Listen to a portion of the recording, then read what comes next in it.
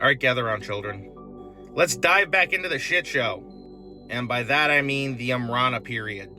Now I tell you, I was wrong. Every time I think I have everything figured out, and everything I thought I knew flips on its head.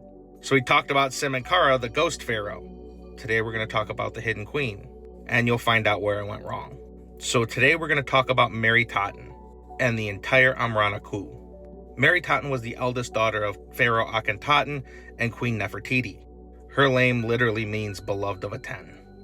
Depicted in reliefs from the tomb of Huya and the tomb of Meritaten II, she was always the closest to her parents, basking in the rays of Aten. From the beginning, her image carries the symbolism of succession, the child bathed in divine light, the living heir to her father's god. See, around year 5 of his reign, Akhenaten forms Amarna and declares Aten the only god of Egypt. Fact, the Amun temples of Thebes are then closed, and hieroglyphs at Karnak were showed their endowments were seized. Foreign correspondence in the Amarna letters reveals the capital's neglect of its empire. The pharaoh then devotes himself to religion. Beneath all that, the military establishment and the Amun priesthood are pissed. They're quite literally waiting for revenge. And this is where my previous theory goes off the rails. Around year 12 to 14, Nefertiti's name stops showing up on monuments. No records tell whether she died or was exiled or what happened to her. At that same time, Meritaten begins showing up on palace doors' inlets. Temple inventories label her the great royal wife. Relief fragments from the Meritaten palace show her name in her mother's old position, standing beside Akhenaten in worship scenes. This place was once reserved for Nefertiti. This transfer imagery signals more than ceremony. Meritaten effectively becomes co-regent in her mother's place. The household of Nefertiti becomes hers.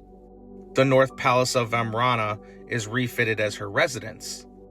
In royal court politics, she effectively becomes the heir apparent, the single thread holding the royal lineage together. Between year 15 and 16, famine, plague, military losses shake Egypt. They start sinking, like the Yamato, becoming a coral reef. Amarna excavations reveal plague burials. This is a literary record of pestilence. Akhenaten then withdraws, heads deeper into theology. Reliefs show him standing alone before Aten, no longer flanked by couriers. Administrative tablets and household seals now bear Meritaten's name. This suggests she orders issues directly. She effectively becomes regent in all but name, maintaining trade, taxation, the empire, and her father effectively becomes a figurehead. While he's named pharaoh, he's not actually running things. Late in Akhenaten's reign, a second name shows up, and we've talked about him, the name Smenkhkare, depicted with the great royal wife Meritaten in the tomb of Meritaten II. They received foreign attributes side by side. You see, with Egypt collapsing and Akhenaten so isolated, the court appoints a co-regent in Smenkhkare. More than likely, as we talked about, Smenkhkare is probably Akhenaten's younger brother. His role now mirrors the modern vice presidential role, handling state rituals and male duties of the kingship. All while Meritaten actually directs governance. Shortly after that, they marry, and their marriage binds the bloodline, aligning Aten and pre-Aten branches of the royal family. This strengthens legitimacy.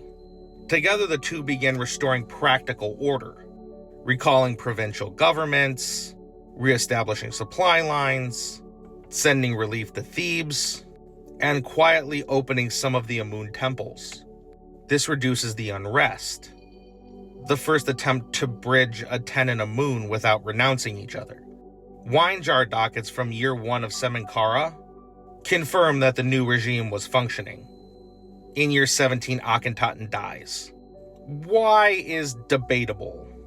Given political tension, machination is more than likely. More than likely this was organized by the priesthood to Amun, or by internal rivals. The Amun priesthood in Thebes assume that the pharaoh's death stops the Aten revolution right then and there. However, what they didn't realize is that he has long been just a figurehead. Meritaten then inherits the throne, the true power behind the Amarna court. Now, more than likely, this was all coordinated by Ai. Remember, he was the leader of the Amun priesthood and advisor to the pharaoh. Not just him, he was the advisor to Amenhotep III, Akhenaten, and eventually Tutankhamun. He was the self-proclaimed godfather. Now, he expects to be elevated to co-ruler. However, Meritaten sees through his shit, is incredibly wary of his ambitions. She then bypasses him, instead confirming and naming Smenkhkare as pharaoh, preserving the male front while retaining control. A defensive move. One that plays out later with her sister. We've talked about that. Her name appears on post-Akhenaten documents and inventories, proving she survived him and had control. With Smenkhkare on the throne, the royal couple launches a campaign, reopening diplomatic channels, and initiating a limited restoration of closed shrines. This is all documented in the Amarna letters. Meritaten runs the bureaucracy. Smenkhkare then performs temple rituals and ceremonies. For the first time in years, order begins to return to Egypt. Problem though, both factions really distrust them. The Aten loyalists see compromise as betrayal. Amun priests view it as deceit. Within 2 years, their fragile balance collapses. See, after no more than 2 years, Smenkhkare's and Meritaten's names vanish from the record. No tombs, no funeral texts, no mention in king's lists. See, Ai and Horeb then align with the rejuvenated Amun priesthood. They hatch a plan, eliminate the Amarna rulers, and install Smenkhkare's son, the boy, as king. They would both be named co-regents, have control of power, and publicly restore Amun and the military. The army withdraws from the Amarna palace, governors shift allegiance, and the royal pair are quietly removed. Again, more than likely mismacinated, or quietly flexecuted. Work on Amarna then halts overnight. Aten's temples are sealed and the royal names are hacked from cartouches. In records, the coup is bloodless. Remember, history is written by the victors. The boy is then installed as king. Too young to have control, Ai and Horeb become co-regents. Tutankhamun is a puppet. A shadow government is created. DNA evidence show that the father is a close relative of Akhenaten. This was found in the Egyptian Mummy Project of 2010. This makes it consistent with Smenkhkare. And the mother was one of Akhenaten's sisters, which makes Meritaten his aunt. Smenkhkare's son and Meritaten's nephew then give the coup leaders a child they can legitimize. The restoration stele in Karnak proclaims that the temples were fallen to ruin. The gods turned their back to Egypt.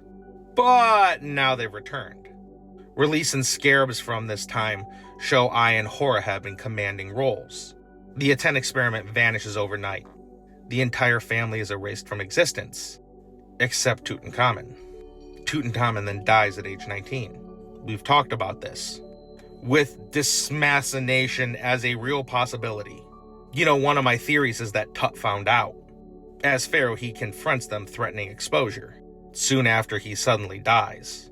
CT scans from the 2010 Mummy Project show this as a real possibility. The trauma would be consistent with something like that. This prompts his wife, Amun, to write the Dakamanzu letter.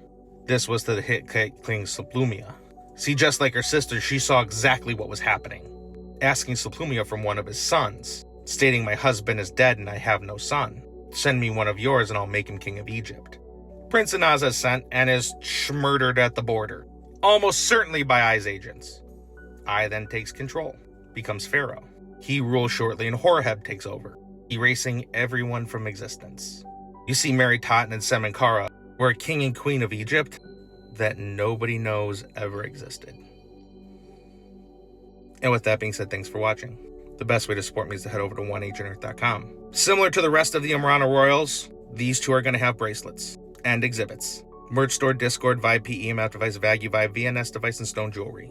And with that being said, be nice, be kind, be patient.